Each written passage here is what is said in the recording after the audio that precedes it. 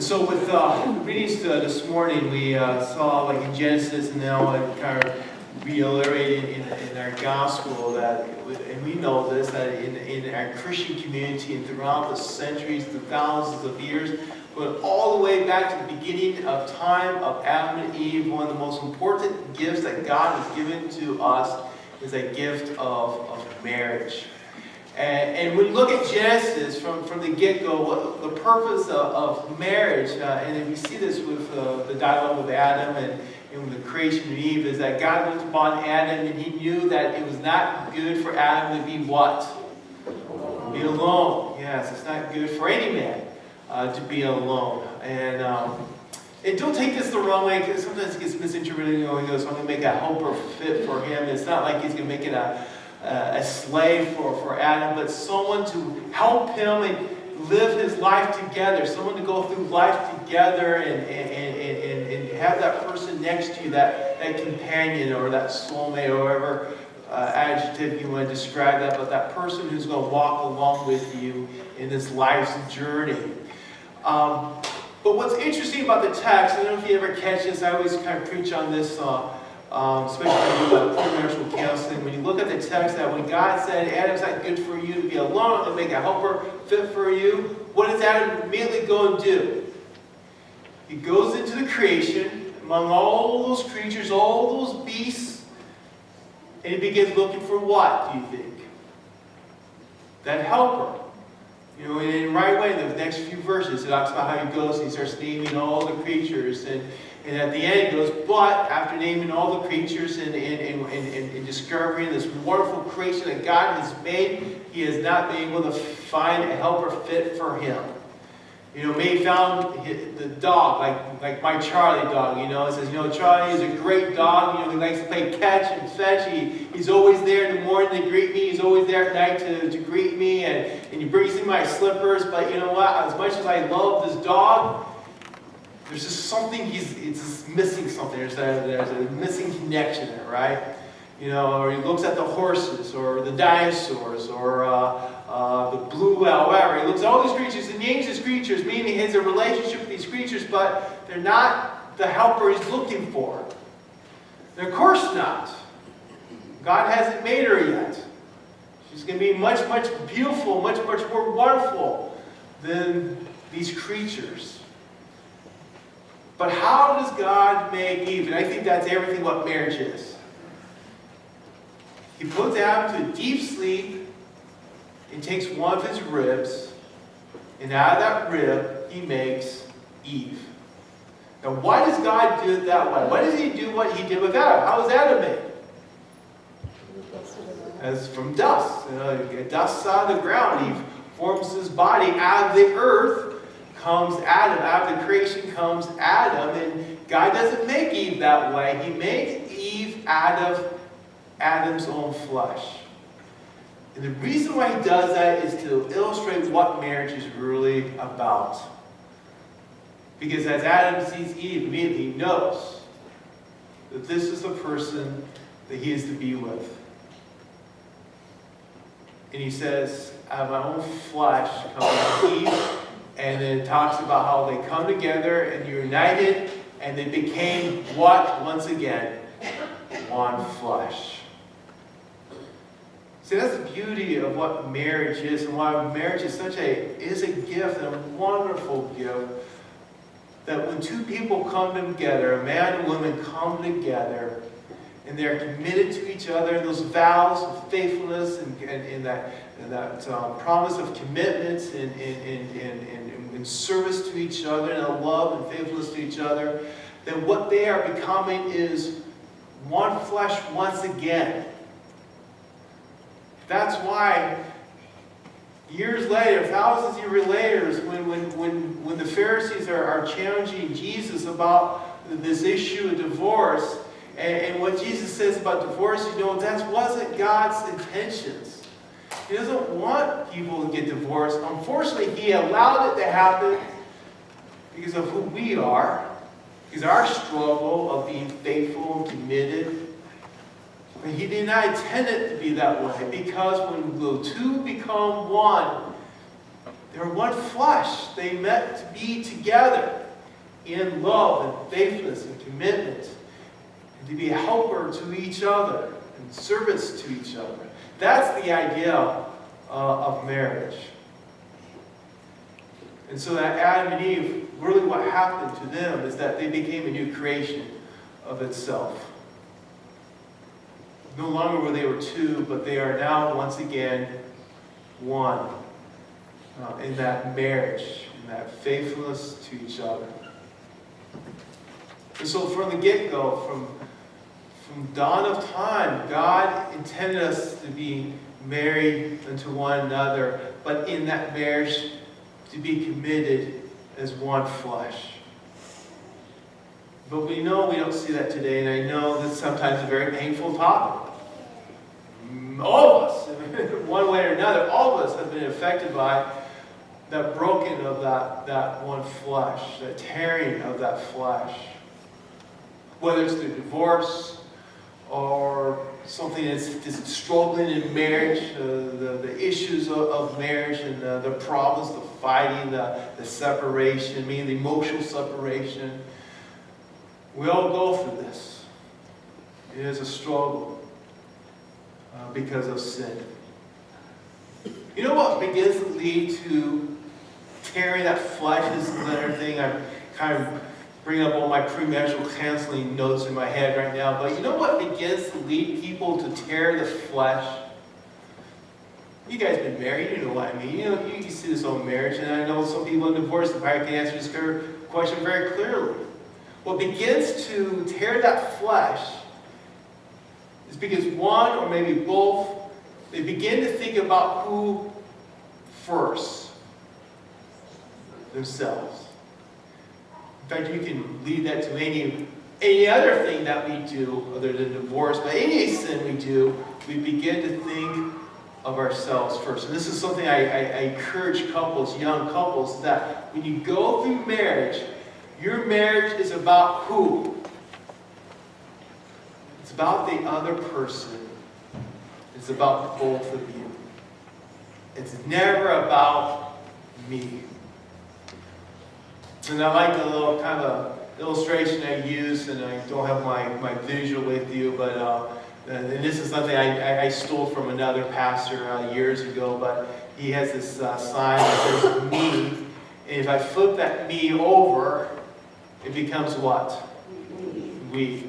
So I don't need no visuals, you guys can see in your head. So, but that's the problem in life. We go through life, a lot of times we think about me, what's good for me, what I need, and what happens if you put me in my marriage, it becomes what? Well, this is what Heather should be doing for me, right?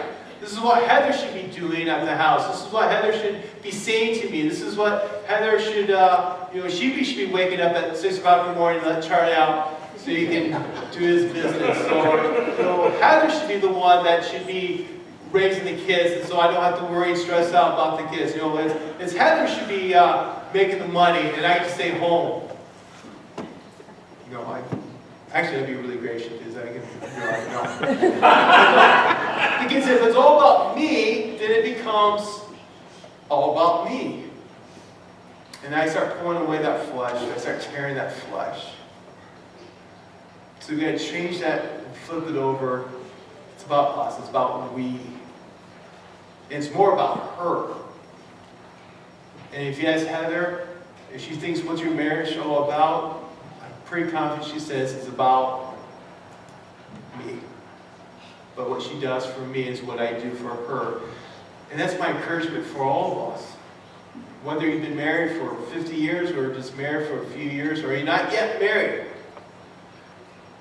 the real blessing is that God will place someone in your life and that you can serve this person. You can be that helper for that person.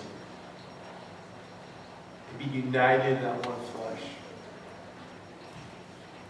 And so talking about marriage, I want to share a story. And it's interesting when you look at all the scriptures and I've been trying to think about this, and there's not a lot there's not a lot of positive messages about marriage. There's a lot of issues or or stories of people getting married, but you look at the patriarchs and they're kind of short-lived, but they don't really have a necessarily positive message per se. Abraham and Sarah had been married already, and we don't really know their whole background. Isaac and Sarah, that they were given in marriage, kind of arranged marriage, but there's not like a long kind of a love story, if you will, in the scriptures. And you may disagree with me. I'm saying this is a matter of opinion, I guess. But when you look at the story of Ruth, it's kind of interesting. There we kind of have this, I want to say, a love story unfolding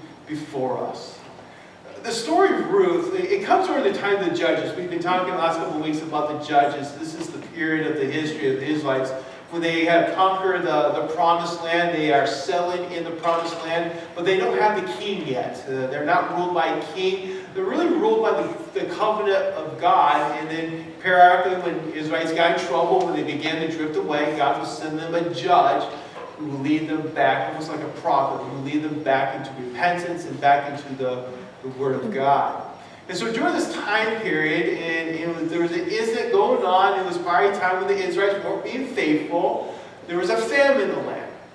And so this Israelite man with his 2 sons and his wife, they leave Israel and they go to Moab because of the famine. It's just basically refugees going to a different land.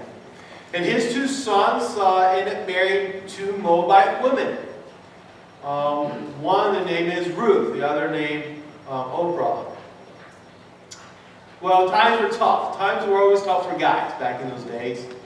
And the 2 sons died, the father dies, and it leaves Naomi, the mother, and her 2 daughters-in-law basically destitute because their husbands were dead.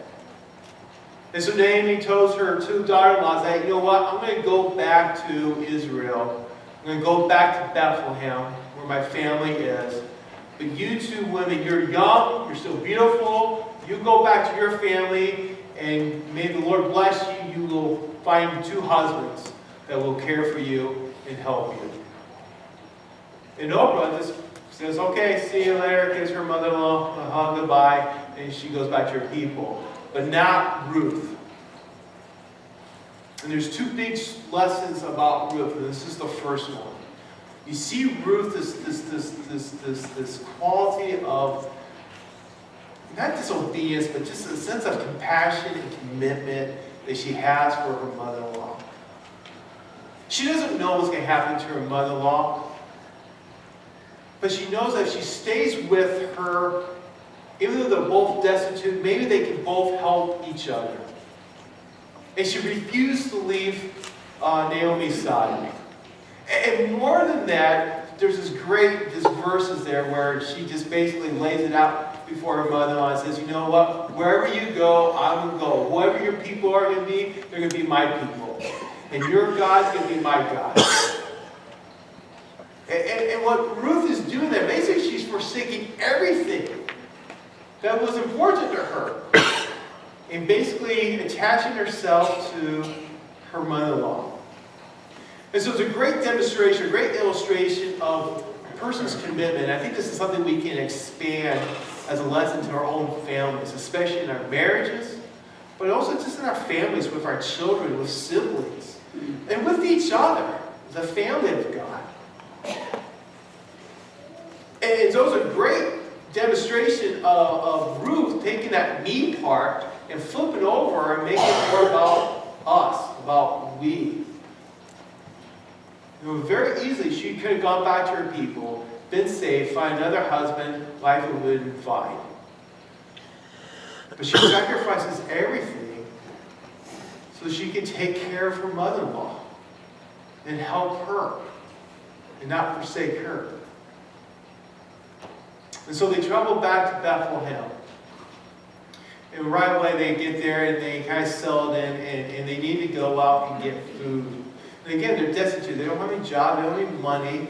They can't just go out and buy food. They get out there, they're not growing their own food. And so, as custom that God had instilled upon the Israelites as part of the covenant, that when people harvest their land, they are to allow people who are in a desperate situation to be able to go into their fields and to glean what's left over in the fields. And that's what Ruth did. And she chose a man's field, a man named Boaz. Good, you guys are so good. Okay, Boaz. And she begins to glean from his fields and taking what's left over. And Boaz sees her. And inquires about her, and he finds out that she's this Moabite woman who traveled and left her country and traveled back with Naomi to help and take care of her. And I think there's two ways. You know, the Bible doesn't really get into this. This is my own, my own assumption that, I think it recognizes her as a young, beautiful woman. He's a bachelor. But I think he's taken back by what she did for her mother-in-law. That again, she sacrificed everything. She forsake everything to care for her mother-in-law. And I think Boaz was touched by that. And he admired that. He wanted to help her out and help Naomi, which turned a family relative of his own. So he even tells the servants, kind of speed through the story, but he kind of tells the servants, hey, as you're going through the fields and your harvest field, just leave a little behind. Don't be so efficient in your picking, and leave a little bit behind so that Ruth can get a little more. And on top of that, he just basically starts giving her extra food and stuff as a charity to care for her and indirectly to take care of Naomi. In a short time, and basically he inquires their situation. And there's another thing that was set up in Israel's kind of social law, their welfare law, is that if a woman becomes destitute, loses her husband, it's the next kin that's supposed to take care of her, either buy the land and make sure that they're being taken care of. Well, Boaz wasn't the next close of kin. Another man was. But Boaz really wanted to do this. Not that he could buy off Naomi's land and her husband's land, but he really wanted to take care of Naomi, and ultimately he wanted to marry Ruth and take care of her. But he couldn't do it until the next of kin either decided he would do this or not. And he chose not to.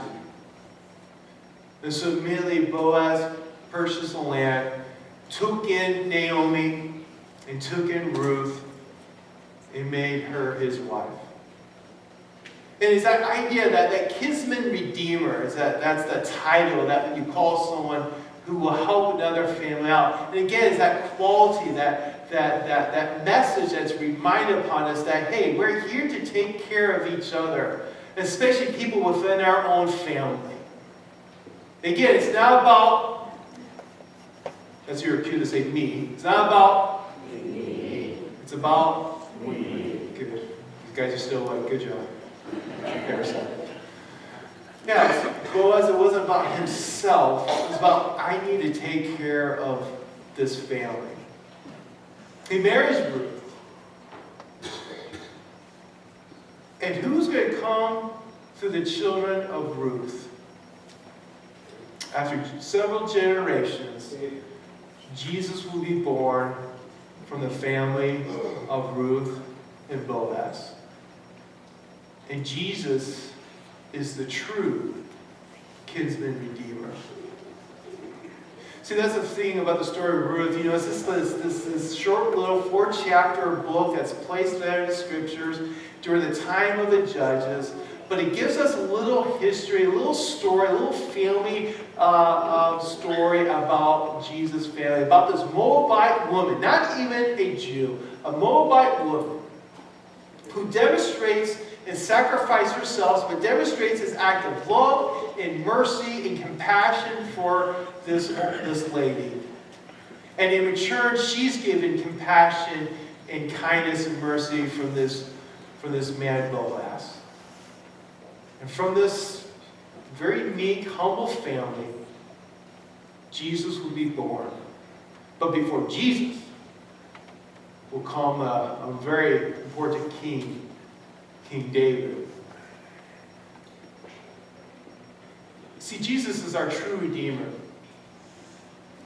You know, talking about marriages and families, and again, I know so many of us are hurting in our marriages. Some of us have been hurt in our marriages.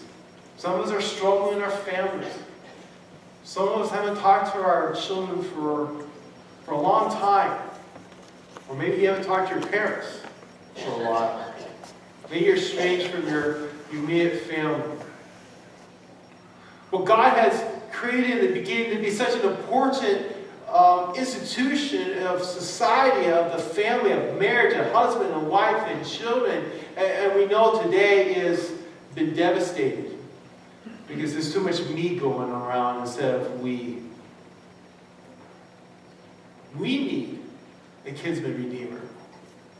We're in a destitute position. We're lost. And no one's there to redeem us except for Jesus.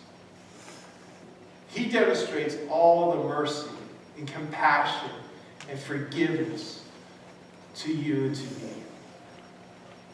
And that's the real message that we see as it's fulfilled ultimately in Jesus and what he does for the whole world. And a true question of self-sacrifice is going to be demonstrated by Jesus, where he's going to forsake everything. Forsake his own home and his relationship with his Father in heaven. And take on our sins, all our divorces, all our adultery, all our brokenness. He will take it to him on the cross and make you the children of God.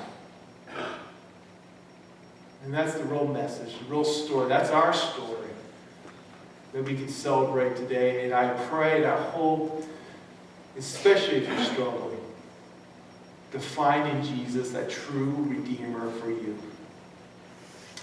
Amen.